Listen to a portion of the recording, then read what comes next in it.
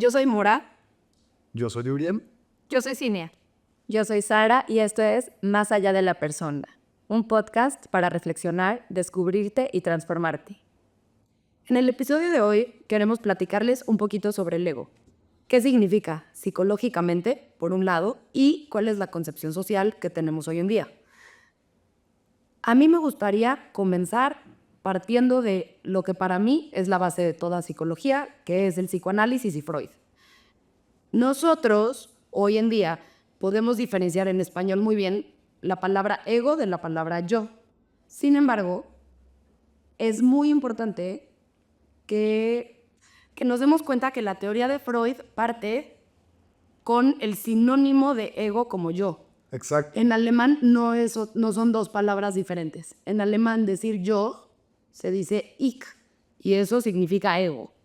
Entonces, desde la perspectiva psicológica, no podríamos hablar de que el ego es esta soberbia, ¿no? Que de repente oímos mucho socialmente, ¿no? Como, ay, no, fue tu ego el que te llevó a hacer ese tipo de cosas. Exacto. Lo hizo por ego. O, ay, bueno, le dolió, pero le dolió en el ego.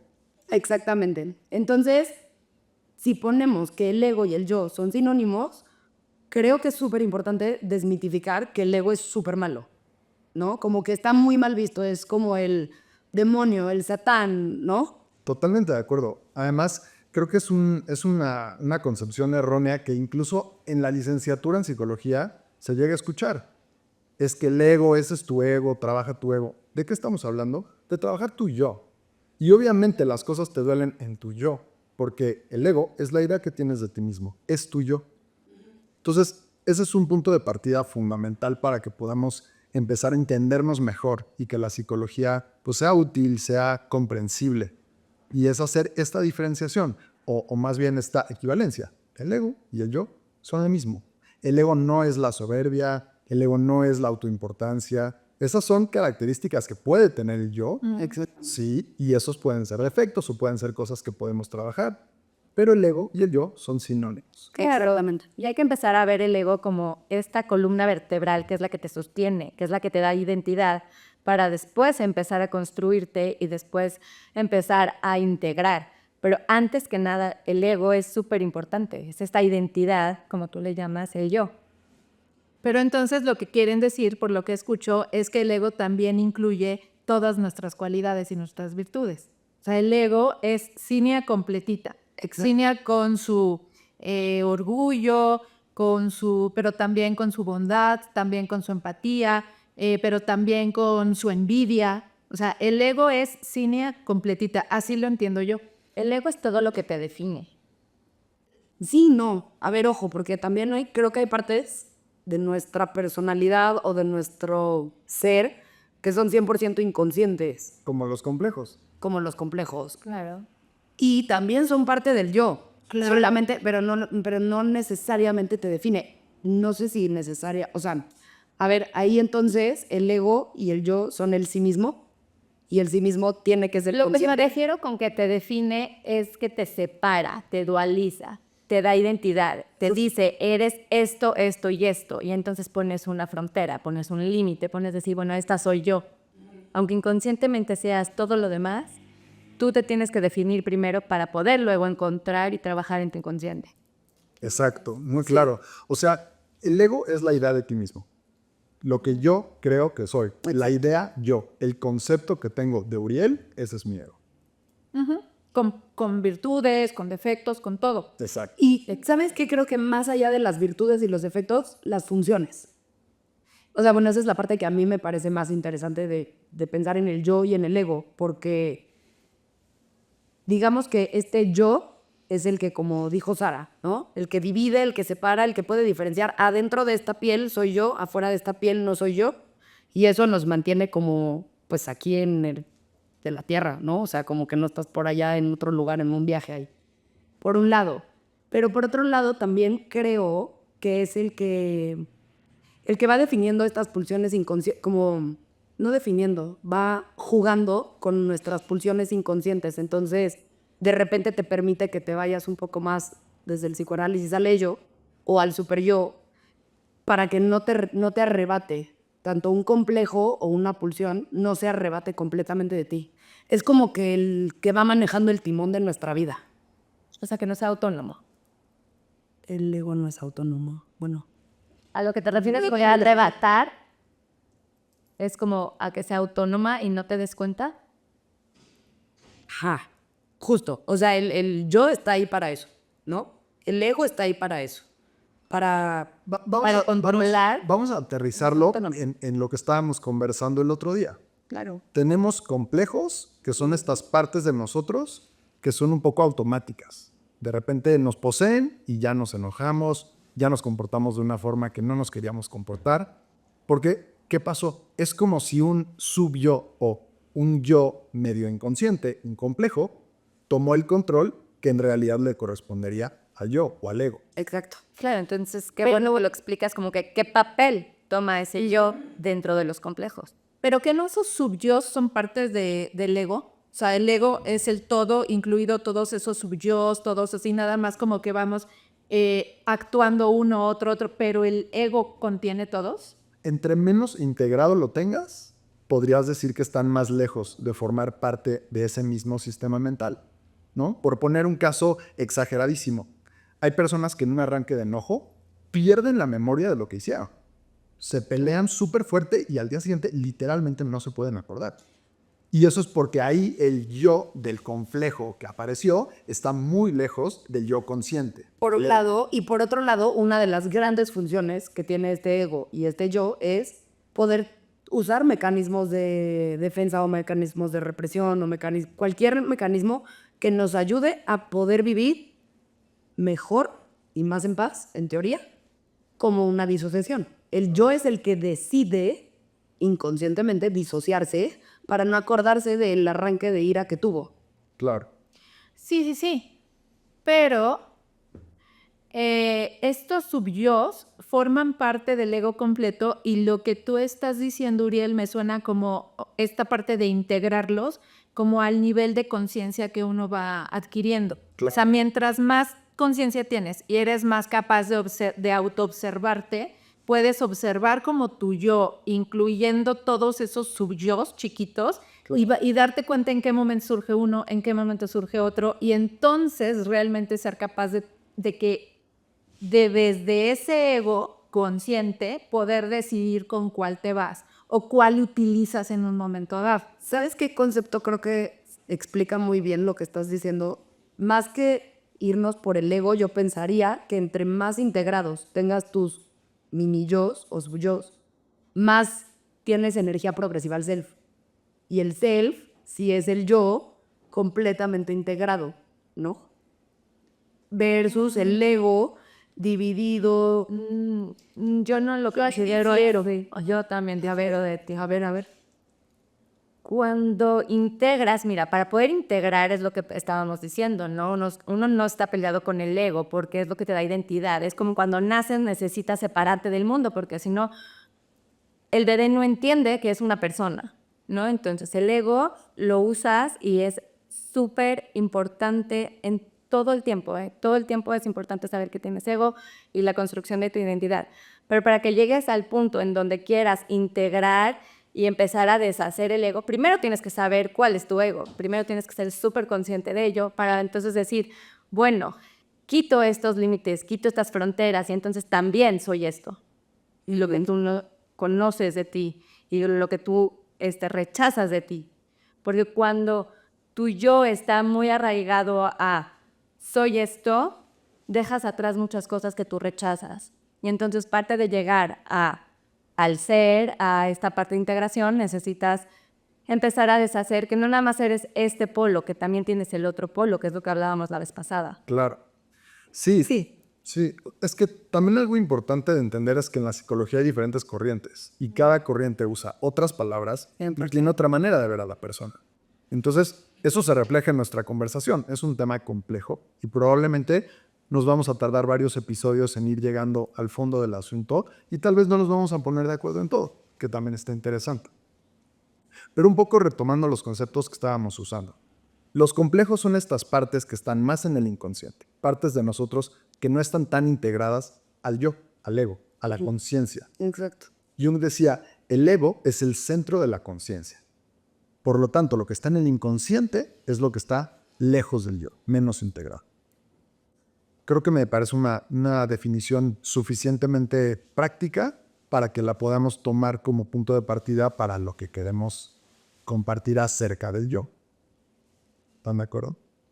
Y yo creo que el objetivo fundamental de este capítulo es como, sobre todo, hacer esta aclaración, digamos, como platicar este tema de lo mal entendido que está el concepto. Claro. 100%. Claro. Este tema de, es que claro, lo hiciste desde el ego. No hay forma de no hacer algo desde el ego. Exacto. Porque el ego soy yo. A menos de que estés psicotizada. Pero y ya estás completamente escindido y ya no sabes ni quién eres, ¿no? Ahí sí fue desde un complejo. El ego, como tú dices, eres tú, o sea, es el yo, pero también es el cuerpo, también vivimos en este plano que es súper material y terrenal. También tiene, o sea, si lo ves desde ahí, también no te pudieras separar nunca de eso.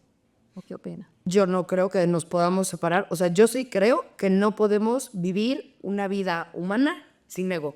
Exacto. Yo lo que creo, de acuerdo, y Toño. ya desde un punto de vista espiritual, lo que yo creo es que necesitas el ego, o sea, el personaje, necesito a Cinia para funcionar en la sociedad, para ir a trabajar, para tener amistades, para platicar. Simple y sencillamente para platicar necesito mi yo. Sin embargo, no es lo único que somos. Y hay como muchos otros niveles ya en un terreno no tanto psicológico, sino espiritual, que también somos y que estamos un poco atrapados, secuestrados, digamos, por el personaje y estamos completamente convencidos de que solo somos eso. Y entonces no podemos experimentar todo lo demás que somos, además del personaje. Y de eso se tratan los caminos espirituales. Porque cuando empiezas a experimentar otros niveles de conciencia que no están relacionados forzosamente con el ego, te das cuenta que el ego solamente es una parte y eres capaz de decidir usarlo o no.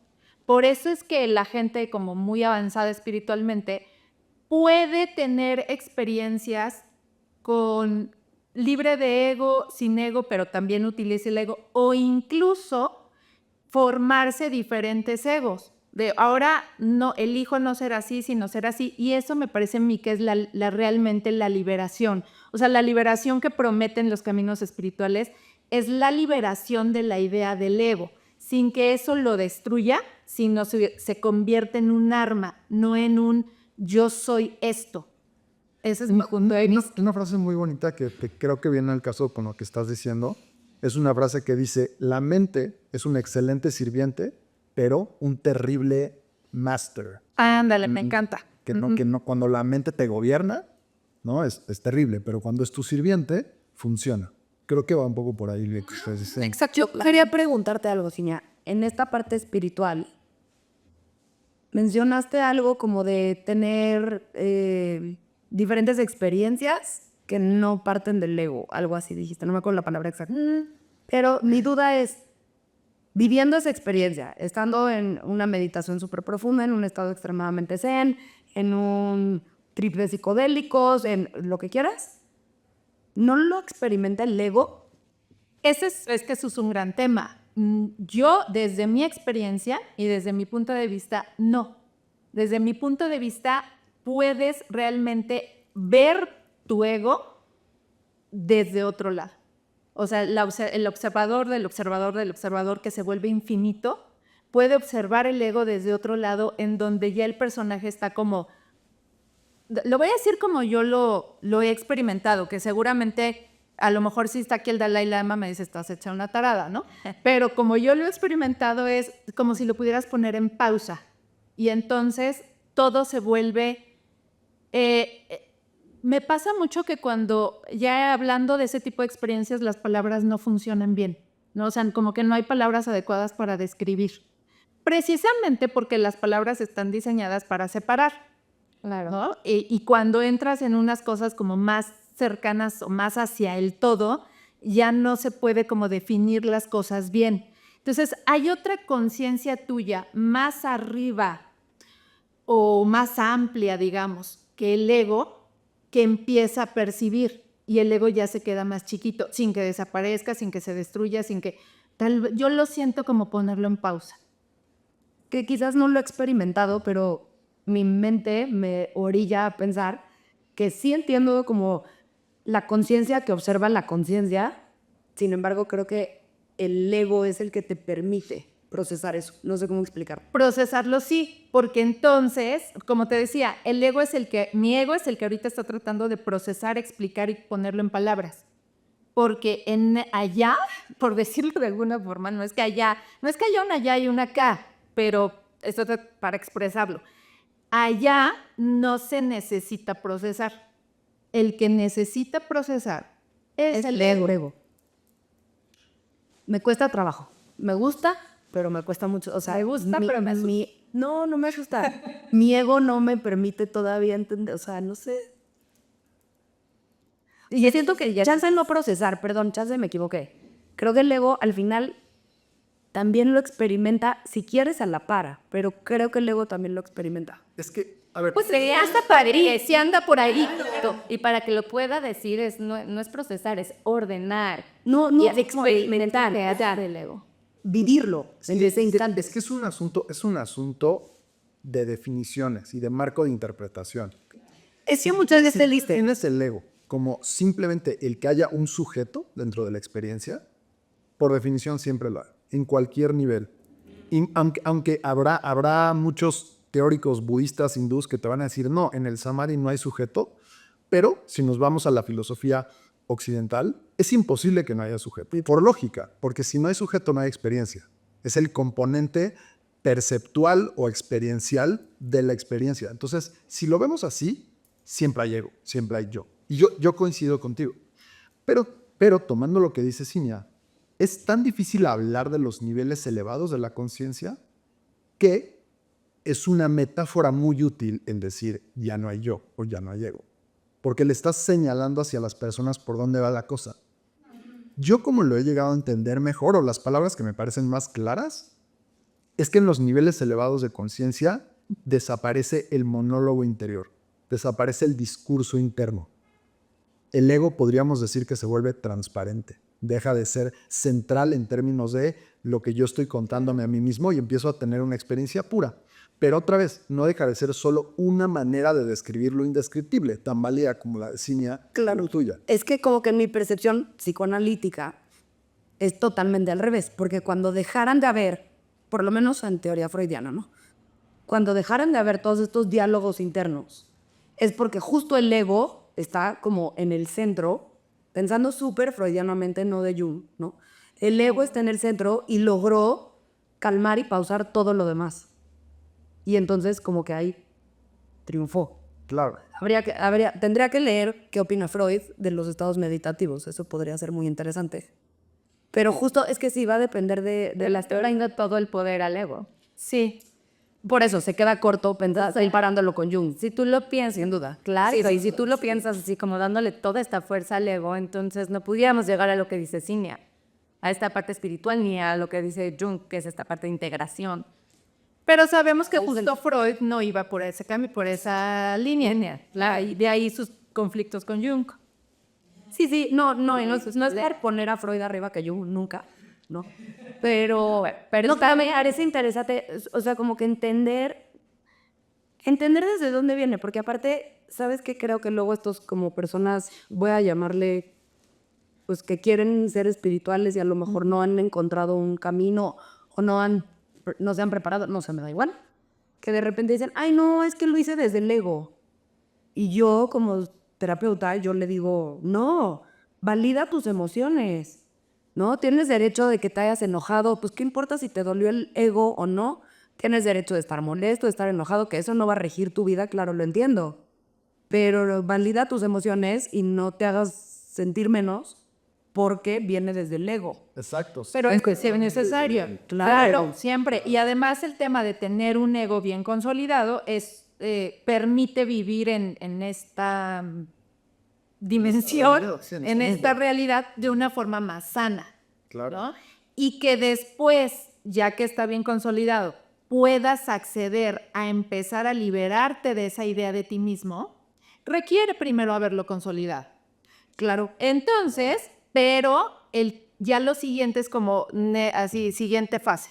Y un poco por ahí, por eso Mora y yo tenemos esta visión compartida de que el tema no está en libérate del ego, más bien libérate de la autoimportancia, de la soberbia y de las demás características que hacen que tu ego te estorbe. Porque si tú ya estás liberándote de todas esas cualidades que hacen que tu monólogo interior, tu idea de ti mismo entre en conflicto con la realidad, entras a esos estados de conciencia más elevada, no desaparece el ego, como bien decías, solo está ahí formando parte de ese todo, la idea de mí, pero ya no está tratando de acomodar el mundo con relación a esa idea. Como no hay soberbia, puedo aceptar lo que pasa sin estarme atorando, sin estarme aferrando, pero no desaparece, que es la razón por la que Mora y yo lo pensamos en esos términos. Sí, y sabes que también me recuerda a lo que platicamos un poquito la vez pasada con lo de los complejos, de cuando se apodera de ti un complejo o cuando tú te sobreidentificas con partes de tu ego. Entonces, si yo decido escribir un libro, yo no soy el libro. Si el libro, por ejemplo, fuera un éxito, eso no significa que yo soy una persona exitosa en todo el sentido, ¿no? En la completud. O si yo tengo un diagnóstico, mi ego no es el diagnóstico. O sea, creo que la sobreidentificación con cosas del ego es lo que sí puede atorarnos un poquito en llevar una mejor vida. O sea, yo lo que creo que está padre es esta desmitificación absoluta del ego, ¿no? De esta parte de pensar que el ego eres tú y punto y se acabó, ¿no? Es el yo y punto. Es una parte de ti y depende tú qué tanto poder le quieras dar, al igual que los complejos, para que esta energía se quede ahí atorada o fluya. Y entonces creo que esto es lo más padre que hemos escuchado en este podcast.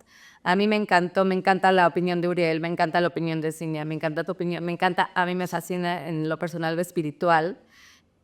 También creo que si no tuviéramos esta parte del ego, no pudiéramos venir a cumplir como que lo que tenemos que aprender ni ser mejores personas.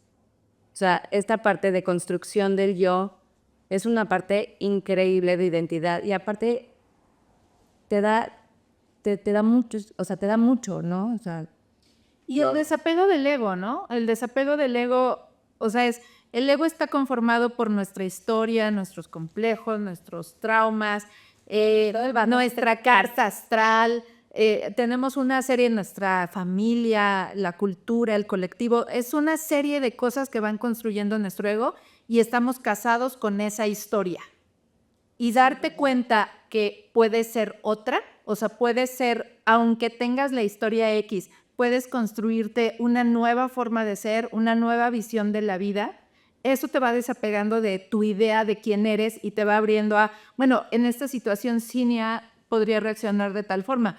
¿Qué tal que ahora reacciona como reaccionaría fulanito?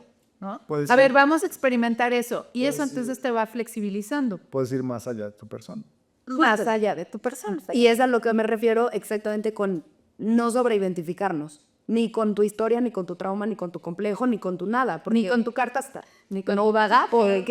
Claro, en nada. Porque ahí es donde nos atoramos. En la o sea, es lo que yo creo que sí es importante de trabajar en el ego. Como tú le llamaste desapego. O sea, me gusta porque lo definiste de otra forma exactamente lo que yo quería como transmitir. Claro. Sí, y como dices, no es trabajar en el ego, porque definitivamente no tiene un mismo tipo de yo, o no es parecido el yo de una persona súper egoísta, súper egocéntrica, con rasgos narcisistas, que el yo de una persona con mucho trabajo espiritual, por exagerar un poco, a lo mejor de un santo, de un verdadero gurú, un verdadero maestro espiritual. Y no es que ese gurú o ese maestro espiritual no tengan una idea de sí mismos. Claro que tienen un yo, claro que tienen el ego, pero está mucho más evolucionado. Y más consciente. Mucho más consciente que el de aquella persona egoísta, poseída por complejos, por inseguridades, por soberbia, etc. Entonces, con eso, a mí me quedan muy claras 3 características del yo. Es la idea de nosotros mismos. No es bueno ni malo, sino que es funcional y es necesario. Claro. Necesario. O sea, eso es como, please, rompamos con la idea de no podemos tener ego, matemos al ego. No existe eso. Sí, exacto. Y la tercera, que se desarrolla, porque ahí está la cosa. Entonces no es, ¿cómo le hago para vivir sin ego? No, es cómo le hago para desarrollar mi ego. Y dicho de una manera que queda más clara, ¿cómo le hago para desarrollar mi yo? Que es para crecer, para madurar, yo. No un ego, no mi ego, que es algo malo y que tengo que trabajar. Soy yo que quiero madurar, que quiero bajarle a la soberbia, que quiero subirle a la empatía, por ejemplo. Sí, sí, sí, totalmente. Y me encanta esto porque también creo que para una persona que quiere empezar un tratamiento psicoterapéutico, suena mucho más bonito o mucho más fácil o atractivo el decir, me interesa bajarle quizás un poco a mi soberbia porque pues no me gusta estar un poco a la defensiva todo el tiempo, por decir algo, a decir, tengo que cambiar todo mi yo, tengo que cambiar todo mi ego. Eso es, o sea, no existe, está muy ambicioso, ¿no? Claro. Y entonces creo que también en el tratamiento psicológico se vuelve tareas mucho más concretas, tanto la que busca el paciente como la que busca el terapeuta, ¿no? Y yo agregaría como desde un punto de vista espiritual, ¿cómo, retomando tus palabras, cómo le hago para darme cuenta que soy mucho más que la idea de mi yo? Está bonito. Y es muy buena pregunta. ¿Nos podrías compartir algunas ideas? ¿Cómo le hago? Bueno, ahí yo sí creo que ya entra mucho la espiritualidad, porque, y justo de eso se trata más allá de la persona, ¿no? Me parece, porque la persona es el yo. Claro. Y el ir más allá es darte cuenta que no solamente eres tu yo, y que tu yo además es maleable y puede ser modificable, pero para eso primero tienes que darte cuenta que hay un más allá. Sí. O sea, para mí tiene que ver con caminos espirituales o con terapias transpersonales, ir más allá del yo, perdón. O sea, lo que te refieres es decir, cuando te refieres a decir más allá de yo, es saber que tú eres más que solamente lo que tú crees como tú te defines. Porque ya eres, y vienes completa, y vienes perfecta. De acuerdo. Sí, sí. Vuelvo a que usamos términos de diferentes autores y se nota como esta convergencia de diferentes formas de pensar, que creo que es también lo enriquecedor de la psicología, ¿no? Es un proceso ir entendiendo las diferentes visiones y a partir de ellas ir creando una personal, que es el gran reto, me parece, ¿no? O un gran reto. Y algo que a mí me parece súper importante en cualquier tipo de terapia que se ofrezca es, entre más podamos platicar diferentes teorías, entre más podamos entender a la persona desde diferentes perspectivas, más podemos ayudar a un paciente. O sea, como que no esperar desde un lugar de soberbia que el paciente se adapte a mi teoría, sino yo tratar de ver qué teoría es la que más aplica con cada persona, porque a lo mejor podemos entender en un paciente el ego súper psicoanalíticamente por X cualidades y en otra persona otra definición de ego, como que puede aplicar bien para, depende del momento también con el que estés trabajando, de edad, de desarrollo, de todo del ego del paciente, ¿no? Es que la idea de este podcast es justamente esto. Es a través de todos nosotros que tenemos diferentes puntos de vista, saber que puedes llegar a una solución, a un descubrimiento, a una transformación. A lo mejor uno se identifica más con Uriel, uno más conmigo, uno más con Cinia, uno más con Oraima. Y eso es lo bonito, ¿no? Que decir, todo está bien y todos llegan a lo mismo y nadie está peleado con el ego en este caso y nadie está peleado con esta construcción de identidad, porque si no la tuviéramos, pues entonces no seríamos nada y entonces no pudiéramos llegar al siguiente paso y para eso venimos, o desde cualquier otro punto de vista, ¿no? Entonces, creo que esto es muy enriquecedor. Yo comparto esa idea con todos ustedes. Creo que pues cada quien se puede identificar con el que sea y saber que puede llegar al mismo lugar. De acuerdo, de acuerdo. Oigan, ¿y qué opinan si decimos como cosas buenas del ego? O sea, no, ahorita definimos qué es. Claro. Pero una vez una amiga me preguntaba y me decía, a ver, Mora, siempre te la pasas diciendo que el ego no es malo. ¿Qué hace bueno? Entonces, además de que te ayuda a ver quién eres tú y definir tu sí mismo, ¿qué otras cualidades tiene el ego? Yo le pongo que es como la columna vertebral. O sea, es lo que te sostiene En la vida humana. en la vida. Sí, el ego funciona, el ego te permite funcionar en esta realidad. Ay, pero se me fue la idea. Lo que iba a decir es que, se me olvidó, ahorita te digo. Sí, ahorita que te acuerdes, dinos. Seguro que estaba padre. Otra cosa que nos ayuda a hacer es organizar nuestros recuerdos. Si no tuviéramos ego, ya no sabemos en qué orden hemos vivido, no tenemos ni siquiera conciencia de nuestra historia. Es el aparato perceptual también, ¿no? Entonces, a partir del ego es el cristal con el que ves, los lentes con el que ves. O sea, a partir del ego percibes si esto es un problema o es una oportunidad. Si esto es... Entonces, nuevamente se abre la oportunidad o la invitación a estar consciente de cómo percibes. Y esa percepción también es maleable. Yo sigo con que el ego es maleable. Claro, es que sí lo es y me gusta mucho que nos lo recuerdes. Porque justo, si bien se trata de no satanizar al ego, también se trata de entenderlo bien. Exacto. Y entenderlo bien es entender que tiene características buenas y características malas, como puede ser la soberbia, un ejemplo, ¿no? Y aún así, digo, la soberbia ya es como un grado muy alto, ¿no? De algo que podría venir como rasgos mini narcisistas, ¿no? Y incluso abajo podríamos hablar de una autoestima, Claro. ¿no? Entonces, para mí algo que me parece precioso que hace el ego es ayudarnos con los mecanismos de defensa. Que justo es eso, es cuando voy a reprimir cosas que lo necesito reprimir por un momento porque es demasiado doloroso. Cuando me voy a disociar, repito, ¿no? Yo desde mi enfoque súper psicoanalista, pero me parece que nos da regalos todo el tiempo.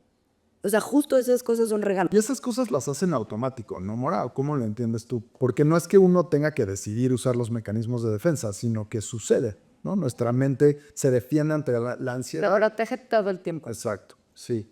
Sí, sí, sí. Lo hacen automático. O sea, si es autónomo, si es autónomo, ahí sí. Aunque no quieras. Ay, bueno, yo anhelo lo que tú dijiste, porque eso para mí me da mucha como esperanza de decir, siempre puedo cambiar, o sea, siempre me puedo poner otros lentes, ¿no? Como que esta gente que está muy clavada con su vida y pues me va mal, decir, oye, también tienes la opción de agarrar otros lentes y ver la perspectiva desde otro punto, ¿no? O sea, no eres eso todo el tiempo. Y eso implica ya un nivel de desapego. Y es de la inidentidad. O sea, entonces tú lo que propones es como este trabajo de desapego. A través de la autoobservación. Y eso Y es lo que propone Jung, ¿no? O sea, ante el inicio de la vida, construir y yo siempre digo solidificar el ego, Consolidar. consolidar el ego, consolidar el ego para luego observarlo y poder justo ampliar y que no te rija tu ego, ¿no? Y es que además queda muy claro cuando regresamos a qué es la autoimagen, ¿no? La idea de ti. Exacto. Si fueras tú, entiendo que Claro. quizá vas Ya a no pensar te que debería- eres menos maleable, pero cuando solo es la idea de ti, claro que la puedes modificar, solo es una idea, es la idea que te organiza. Entonces, por eso parte de un trabajo terapéutico es revisar tu historia, porque la manera en la que te la cuentas es la manera en la que estás dibujando ese ego, ese yo, Exacto. que usas todos los días cuando sales a la calle. Y además qué lindo, ¿no? O sea, como que yo lo oigo, yo voy a proceso terapéutico y me encanta, pero lo oigo y me dan ganas de ir otra vez. Es como de, güey, qué cool que... Ay, se me fue la onda. Qué cool que pueda cambiar, qué cool que pueda cambiar mis propias percepciones y cada vez poder tener más opciones y un universo de posibilidades de cómo experimentar mi vida. Wow. Hay un recurso terapéutico que yo aprendí hace muchos años, cuando así como por el 2003 que hice un diplomado de desarrollo humano, que es el tema de la resignificación. ¿No? De que a través de la terapia puedes resignificar tus recuerdos y tu historia. Y eso es modificar tu ego. Exacto, Claro. claro. ¿Cómo es esa técnica? Platícanos un poquito. Es, por ejemplo, cuando tú tienes un recuerdo X, que a lo mejor te lastimó muchísimo, que a lo mejor de eso te hace ver el mundo de una forma negativa, y a través de un proceso terapéutico lo vas revisando con tu terapeuta, y el terapeuta te va ayudando a que te des cuenta de todo. Por ejemplo, que a partir de ese evento tú aprendiste muchas cosas, te hiciste más fuerte, que a lo mejor si una persona te lastimó, lo hizo por razones que tú no te imaginabas, que a lo mejor su circunstancia de vida es algo que tú no tomaste en cuenta cuando tú lo significaste. Y entonces al mismo recuerdo, sin que obviamente ese recuerdo cambie porque ahí está en tu memoria, le puedes dar un significado distinto. Y entonces tu percepción de la vida que está afectada por ese recuerdo cambia porque ya no tiene el mismo significado. Entonces a lo mejor dices, claro, a partir de eso me hice más fuerte. Entonces, claro, sí, soy más fuerte ante el mundo. Y eso justo es ir modificando tu percepción, por lo tanto, tu idea de ti. ¿Sabes qué me ha ayudado a mí muchísimo con eso? Es cuando tú te quedas con esta imagen, ¿no? De me lastimaron o... Porque esas son tus lentes, eso es lo que tú viviste. Y luego cuando creces y dices, bueno, ¿qué estaba pasando la otra persona que me lastimó? ¿Qué historia tiene esa persona? Híjole, a mí yo lo he usado mucho para sanar y es impresionante, ¿no? Como decir, es que en este momento de mi vida a mí me hicieron esto y yo me sentí así. Y de repente le pregunté a esa persona, oye, ¿qué te estaba pasando? ¿No? Y entonces cuando te pones a escuchar lo que vivió la otra persona o las otras personas que estaban en ese momento, dices, ok, no era contra mí. Ok, esto no fue así. Claro. Esto es solo lo que yo viví. Y entonces ahí se desatoran también los complejos, porque entonces esa herida que tú tienes crece, madura, la entiendes, porque entonces tu yo se vuelve más desapegado y puedes encontrar esa empatía en el otro, ¿no? De acuerdo, sí. Y eso es de verdad muy, muy hermoso. Sí, y ahí tocas un punto que creo que es muy valioso, que es este de tomarnos las cosas personales. Claro. Justo es ese tipo de cosas donde las personas nos suelen decir, ay, es que te llegó al ego, o no lo veas desde el ego, que como lo estamos platicando, no es la forma más clara de entender las cosas, pero sí es, ok, date cuenta de que tienes la opción de tomarte las cosas personales, pensando que lo hicieron con mala intención hacia ti, o ser más empático y de veras decir, a ver, a lo mejor la otra persona estaba de malas, cansada, se le activó un complejo, y entonces... Claro. ¿Qué está pasando al otro? ¿Qué le pasó al otro? Y sabes que ahorita que estoy estudiando todo lo de psicotraumatología, está súper interesante porque nos enseñan un chorro a diferenciar entre qué son sentimientos y emociones y qué son percepciones. Y entonces de repente oyes a alguien que dice, no, si me lastimó en el ego porque me abandonó. No, eso no es un sentimiento y eso no es una emoción, eso es una percepción. Es una percepción que tú traes probablemente de la infancia, pero bueno, sin meterme a ese tema, que es el verdadero sentimiento. Y cuando logras identificar que, no sé, me lastimé el ego porque me sentí abandonada, ni la otra persona te está abandonando porque pues eso no existe. 2, esa es tu percepción. Y 3, ¿cuál es el sentimiento? Ah, me siento triste porque me siento solo. Ah, qué diferente. Podemos trabajar sobre la tristeza en la soledad, ¿no? Y la percepción se queda como un cambiable. Entonces, ya entendiendo que solo eso es una percepción y no es la realidad, cambia todo el discurso, pues... Eso que te da la oportunidad de decir, ok, puedo cambiar. O sea, mi vida puede cambiar y no tengo la oportunidad de no solo ser esto, o sea, sí existen otras opciones. Y además ahí recuperas el foco en ti para la autoobservación y ya no en el otro que te abandonó. Claro. Exacto.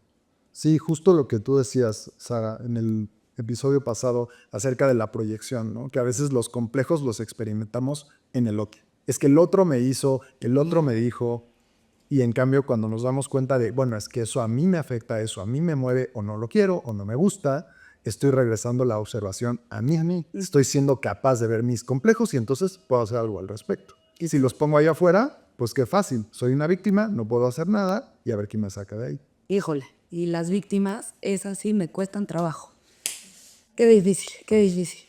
Hay una frase, no me acuerdo exactamente cómo va, de Bert Hellinger, el de las constelaciones, que dice algo como, va por la línea de ten cuidado con una víctima porque esa persona nunca realmente quiere sanar sus problemas, sino te quiere hundir en la mierda.